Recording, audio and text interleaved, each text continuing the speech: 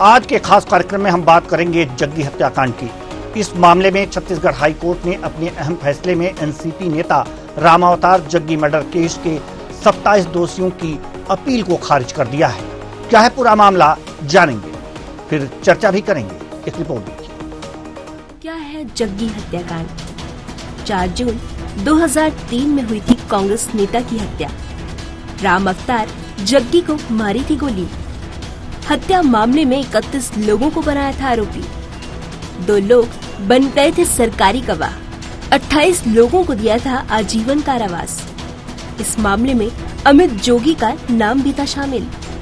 अमित जोगी को किया गया था बाइज्जत बरी। 2003 में प्रदेश की सियासत में भूचाल लाने वाले जग्गी हत्याकांड पर हाई कोर्ट का फैसला आया है।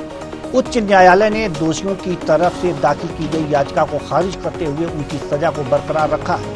21 साल पहले 4 जून 2023 को राष्ट्रवादी कांग्रेस पार्टी के कोषाध्यक्ष रामावतार जग्गी के हत्याकांड के मामले में 27 आरोपियों की आजीवन कारावास की सजा को हाई कोर्ट ने बरकरार रखा है। चीफ जस्टिस की डिवीजन बेंच ने जिला न्यायालय के फैसले को सही ठहराते हुए 27 आरोपियों की याचिका खारिज कर दी। पर इस मामले में बाइज्जत बरी हुए अमित जोगी की मुश्किलें कहीं न कहीं बढ़ गई हैं। रामावतार जग्गी के बेटे सतीश जग्गी ने कहा है कि 21 सालों से जारी हमारी लड़ाई अभी खत्म नहीं हुई। जमानत में जो आरोपी अभी बाहर हैं उन्हें वापस जेल में जाना पड़ेगा। सुनिए सतीश जग्गी रामावतार जग्गी के बेटे का क्या कुछ कहना है। परंतु ये फैसला अभी अधूरा है। मेरी जो कानूनी लड़ाई है 21 साल की है। 21 साल में एक एक दिन हमने कैसे बिताए हैं वो हम लोग जानते हैं। बहुत साधारण सा शब्द होता है 21 साल, पर बहुत लंबा पीरियड होता है। इस 21 साल में हमने क्या क्या देखा, क्या क्या ऊंच नीच आई, क्या क्या तकलीफें आई, क्या क्या दिक्कत आई। पर दुर्भाग्य की बात यह है कि जो अभियुक्त है इसमें मुख्य आरोपी अमित जोगी, उनके पिताजी जब थे तब भी अभी भी वो पॉलिटिकली बहुत स्ट्रांग है, आर्थिक बहुत स्ट्रांग है, उनकी अप्रोच बहुत ज़्यादा है। तो वो विभिन्न किस्म के खेल इसमें खेलते रहते हैं, इसलिए इतना लंबा समय हमको लग गया है। परंतु जैसे हमारा न्याय पे विश्वास था और न्यायपालिका ने आज जो निर्णय दिया है उससे एक उम्मीद और आशा की किरण हमारे परिवार में आई है कि हमारे पिताजी के केस का हत्या का मुख्य आरोपी अमित जोगी को भी अब जल्द से जल्द सजा होगी। आज जग्गी हत्याकांड का हाई कोर्ट ने जो फैसला बरकरार रखा है, इसके जो अपराधी थे उनकी सजा को बरकरार रखा गया है। यह घटना 21 साल पहले राजनीतिक द्वेष पे की गई हत्या का फैसला आज हाई कोर्ट ने सुनाया है। अभी भी और अपराधियों का फैसला आना बाकी है। ये खुशी की बात है कि ऐसे आपराधिक राजनीतिक हत्याएं को बंद होनी चाहिए और जो भी इसके कसूरवार हैं उन्हें कड़ी से कड़ी सज़ा हमारे देश के संविधान के अनुरूप दिया जाए। बहुत खुशी हो रही है कि राजनीतिक रूप से ऐसी कोई भी भावना लेकर अगर चले उनको कड़ी से कड़ी सज़ा मिले। तो छत्तीसगढ़ में जग्गी हत्याकांड का मामला जो है ये इस पर फैसला आया है। जो दोषी थे 27 दोषी, उनकी याचिका को कोर्ट ने खारिज कर दिया है और उनकी सजा को बरकरार रखा है। कुल मिलाकर के ये कहा जा सकता है कि अभी जो जग्गी के पुत्र हैं उनका कहना है कि जो अभी बाहर हैं सजा अभी बाकी है, जो बाहर हैं उनको भी सजा दिलाना है और ये जंग जारी है। कुल मिलाकर उनका निशाना अगर जो कहा जाए तो अजीत जोगी के पुत्र अमित जोगी की तरफ है। उस समय वो भी आरोपी बनाए गए थे, उनको न्यायालय ने बाइज्जत बरी किया था। लेकिन अभी जो है उनकी बातों से जो जग्गी हैं, उनकी जग्गी के पुत्र की बातों से ऐसा लगता है कि अभी वो संतुष्ट नहीं है। जैसा कि उनकी जो बाइट आपने सुनी उनमें उन्होंने साफ साफ कहा कि अमित जोगी पॉलिटिकली काफ़ी स्ट्रांग हैं, आर्थिक रूप से काफ़ी स्ट्रांग हैं और अभी हमारा संघर्ष जारी है। तो अभी जग्गी की जंग जारी रहेगी। जो बाहर हैं उन्हें भी अंदर और उन्हें भी सजा दिलाने का प्रयास वो करते रहेंगे। आज इसी मुद्दे पर हम चर्चा कर रहे हैं, लेकिन इससे पहले हम आपको बता दें कि यह जब हत्याकांड हुआ था 21 साल पहले, उस समय छत्तीसगढ़ की राजनीति गर्म हो गई थी और उस समय ये कहा जा सकता है कि जो भी राजनीतिक गतिविधियां थीं इसके इर्द गिर्द घूमने लगी थी। आज करीब करीब इस हत्याकांड के जो दोषी थे उनको कोर्ट ने सजा दी, लेकिन इनके 27 जो आरोपी हैं इस हत्याकांड के, उन 27 आरोपियों ने हाईकोर्ट में अपील की थी, याचिका लगाई थी, लेकिन वो खारिज हो गई। यानी कि जो भी कोर्ट ने सजा दी है उसको बरकरार रखा गया है। 21 साल बीत जाने के बाद भी अभी उनके पुत्र द्वारा संघर्ष जारी है कि उनके पिता के जो हत्यारे हैं उनको सजा मिलनी चाहिए, लेकिन जो आरोपी हैं वो जेल के अंदर हैं, सजा काट रहे हैं, सजा बरकरार है। लेकिन जो अमित जोगी हैं राजनीतिक रूप से काफी स्ट्रांग माने जाते हैं और अभी उनके पुत्र ने कहा भी है कि राजनीतिक रूप से काफी स्ट्रांग है। अजीत जोगी जो छत्तीसगढ़ के मुख्यमंत्री भी रह चुके हैं, उनके पुत्र हैं वो, और पॉलिटिकली काफी स्ट्रांग होने के साथ साथ आर्थिक रूप से भी काफी मजबूत हैं। और यह देखा जा सकता है कि शायद उनके कहने का आशय यह था कि अगर ये स्ट्रांग है, बाहर हैं, फिर भी ये दोषी हैं, इनको भी अंदर जाना चाहिए। तो ऐसे में देखा जा सकता है कि अमित जोगी की मुश्किलें शायद बढ़ सकती हैं। अगर मुश्किलें बढ़ेंगी तो उन्हें दिक्कतों का सामना करना पड़ सकता है। क्या होगा, क्यों बाइज्जत बरी कर दिए गए और फिर क्यों उनको दोषी मानते हैं, अभी उनके जो भी उनके पुत्र हैं जग्गी के, वो क्यों दोषी मानते हैं, कारण क्या है, आज हम इस कार्यक्रम में इसी पर चर्चा करेंगे।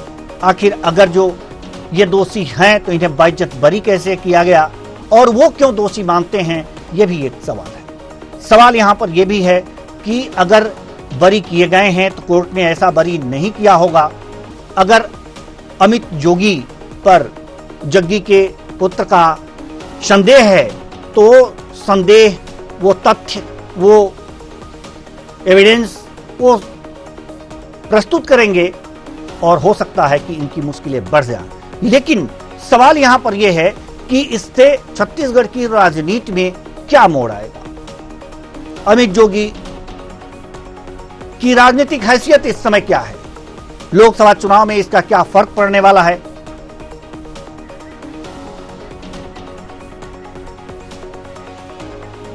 क्या फर्क पड़ने वाला है इस राजनीति में, लोकसभा चुनाव पर क्या असर पड़ने वाला है, ये तमाम बातें जो हैं ये आज हम चर्चा का विषय है और उस पर हम चर्चा करेंगे। हमारे साथ डॉक्टर संजय शेखर वरिष्ठ पत्रकार जुड़े हुए हैं।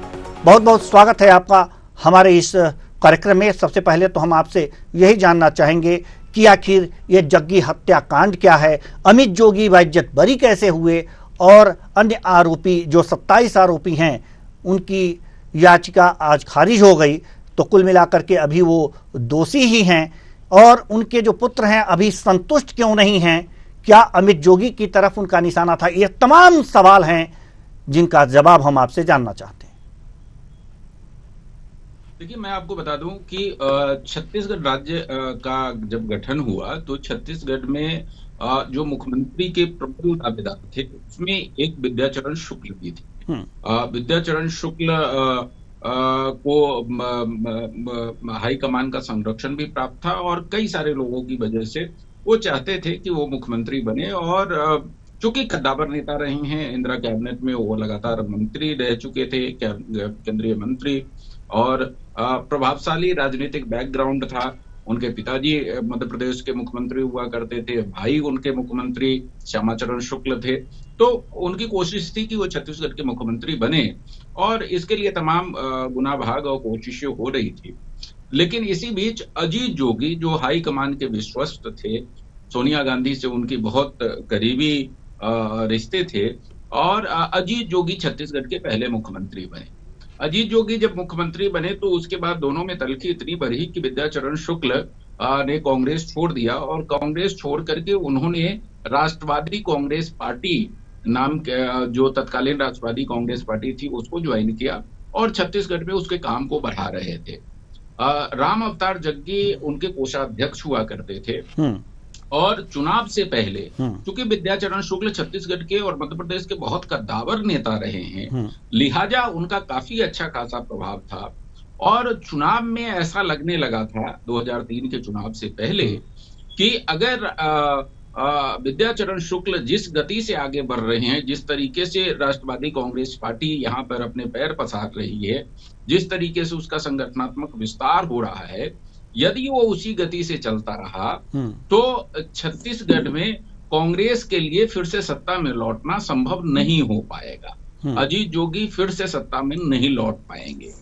और यही वजह थी, यही वो डर था जिसकी वजह से तत्कालीन सत्ता के संरक्षण में और इस हत्याकांड को अंजाम दिया गया। और 4 जून 2003 को चुनाव से पहले, चुनाव से करीब 3-4 महीने पहले, राम अवतार जग्गी की रायपुर के बीचों बीच जय स्तंभ चौक जो है, वो उसको राजधानी रायपुर का हृदय स्थल कहा जाता है, वहां पर गोली मार करके हत्या कर दी गई। छत्तीसगढ़ के राजनीतिक इतिहास में ये पहली राजनीतिक हत्या थी। और पहली राजनीतिक हत्या थी तो जैसे ही हत्या हुई तत्काल आरोप लगा मुख्यमंत्री, तत्कालीन मुख्यमंत्री अजीत जोगी पर, उनके बेटे पर। लेकिन उस समय की पुलिस सत्ता के संरक्षण में एक नई कहानी गढ़ी, और नई कहानी गढ़ के फर्जी जो है उसने पूरे आरोपियों को गिरफ्तार कर लिया, पकड़ लिया, उसको कोर्ट में पेश कर दिया, तमाम सारी चीजें हो गई और बता दिया गया कि ये हत्याकांड जो है पूरी तरीके से आपराधिक हत्याकांड था, इसमें राजनीतिक संलिप्तता कहीं नहीं थी। लेकिन बीजेपी, जो चुनाव से पहले का ये मामला था, बीजेपी ने इसको बहुत बड़ा मामला बनाया, इसको राजनीतिक मामला बनाया, चुनावी मामला बनाया, और राष्ट्रवादी कांग्रेस पार्टी इसको पूरे प्रदेश में लेकर के गई। और बीजेपी ने कहा कि यदि हमारी सरकार आती है तो इसकी सीबीआई जांच करवाएंगे। 2003 में सत्ता पलट गई, उसके बाद सीबीआई जांच पूरे मामले की हुई, और सीबीआई जांच जब हुई तो पता चला कि ये पूरा मामला जो था, जो आरोपी गढ़े गए थे, वो सारे फर्जी थे। और उसमें एक डीएसपी था जो वो पूरी प्रक्रिया को अंजाम दे रहा था, जो टीआई था, वो सबकी गिरफ्तारी हुई, सब पे केस चले। और उसके बाद असली जो गुनहगार थे उनका पर्दाफाश हुआ, और उसके सूत्रधार अजीत जोगी के पुत्र अमित जोगी माने गए, और उनके साथ 27 और आरोपी थे, सबकी गिरफ्तारी हुई। अमित जोगी की भी गिरफ्तारी हुई।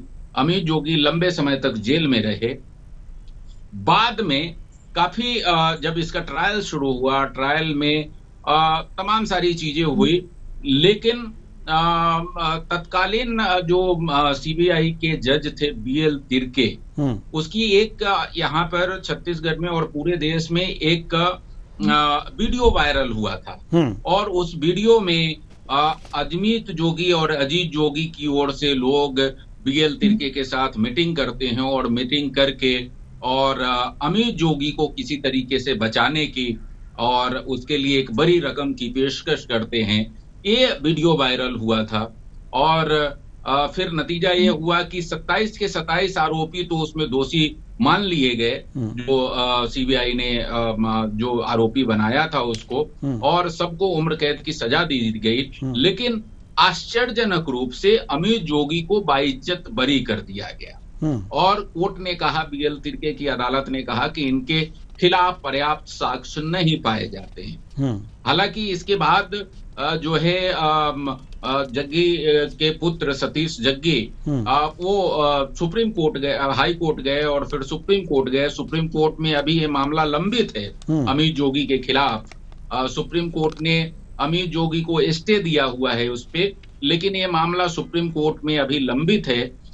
लेकिन और इसी आधार पर, चूंकि अमित जोगी को बाइज्जत बरी कर दिया गया। इसी आधार पर जो तमाम 27 आरोपी है ये हाई कोर्ट गए और हाई कोर्ट से अपने लिए राहत मांग रहे थे कि जो मुख्य आरोपी है वो तो बरी हो गया, तो हमारा क्या कसूर है। जी बिल्कुल, तो हमको भी राहत दी जानी चाहिए उसी के आधार पे, जिस पर सुनवाई हुई और आज अंतिम फैसला आया है जिसमें हाई कोर्ट के मुख्य न्यायाधीश के अध्यक्षता वाली बेंच ने इन 27 आरोपियों के उम्र कैद को बरकरार रखा है और जो न्यायालय का फैसला था, निचली न्यायालय का फैसला, उसको बरकरार रखा है, इनको राहत नहीं दी है।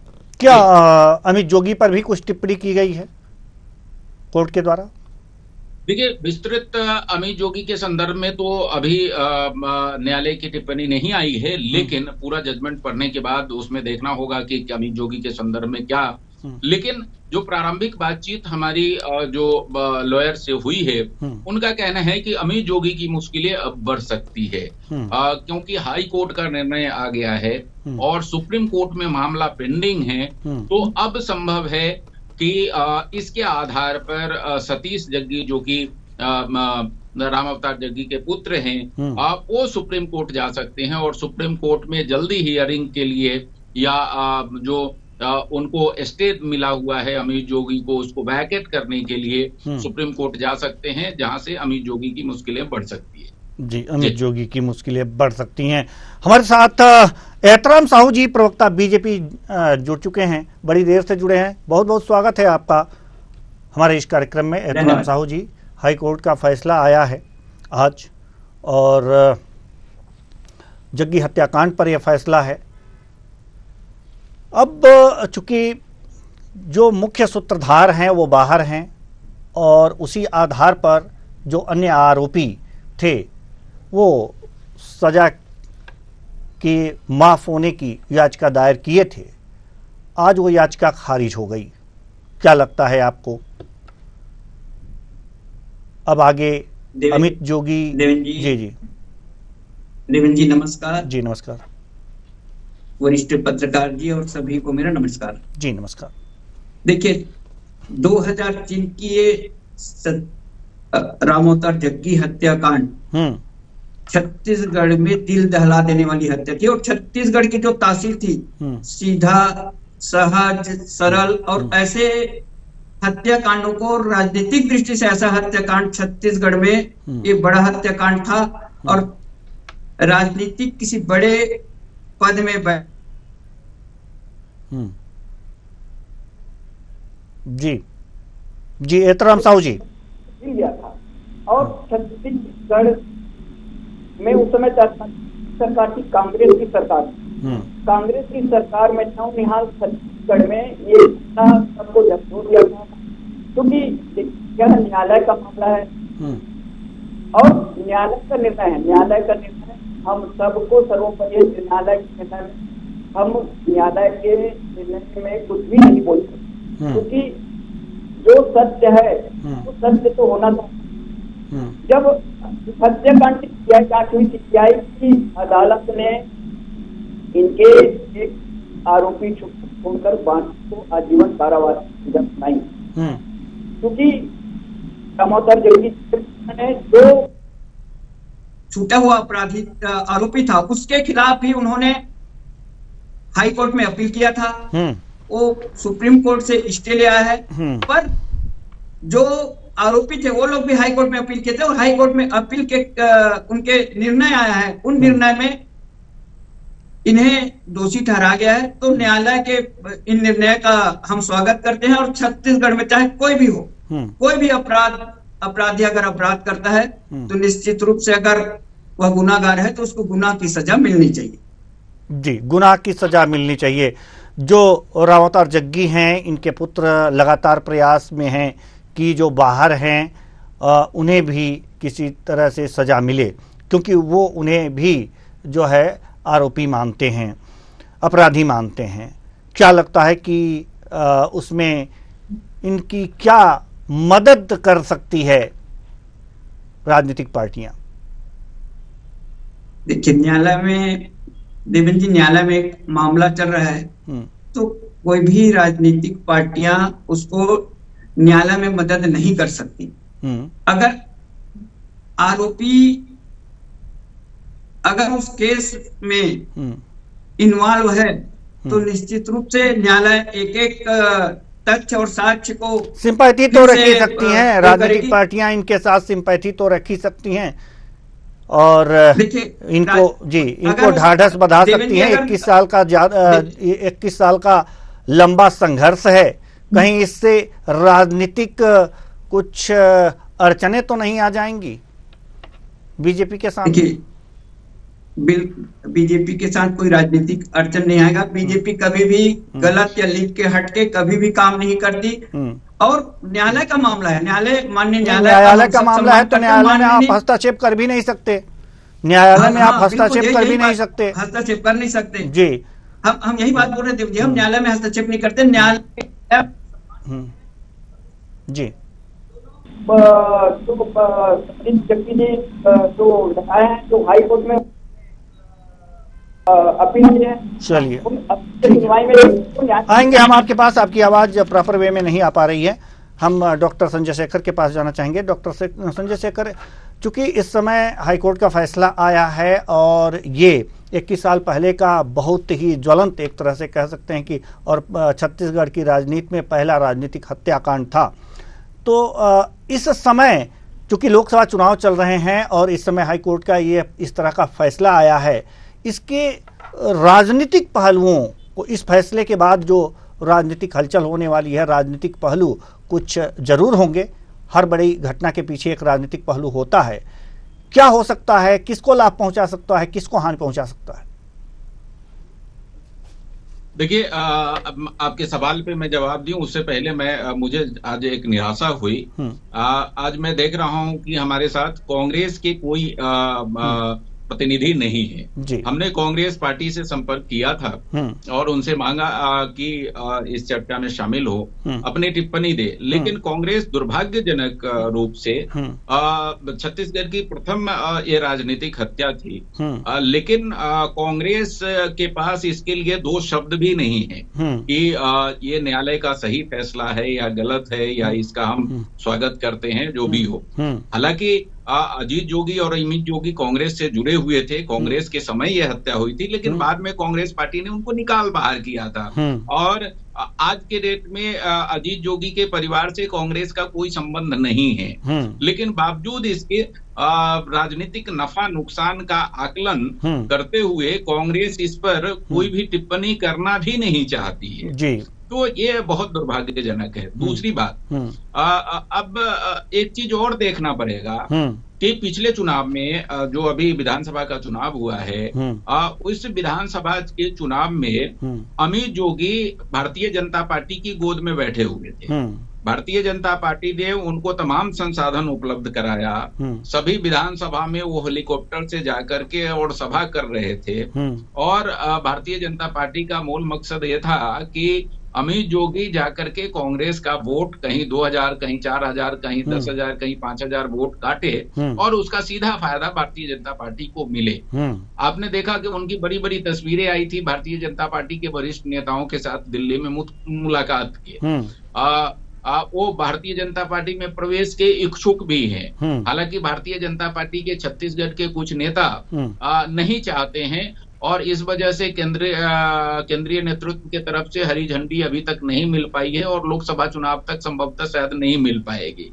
और इस फैसले के बाद तो शायद मुश्किल है, लेकिन उनकी नजदीकियां भारतीय जनता पार्टी से जग जाहिर है और भारतीय जनता पार्टी के लिए उन्होंने पिछले विधानसभा चुनाव में काम किया, ये भी जग जाहिर है, सबको मालूम है। लोकसभा चुनाव में भी भारतीय जनता पार्टी उनका उपयोग करने की कोशिश करेगी, इस बात से भी इंकार नहीं किया जा सकता।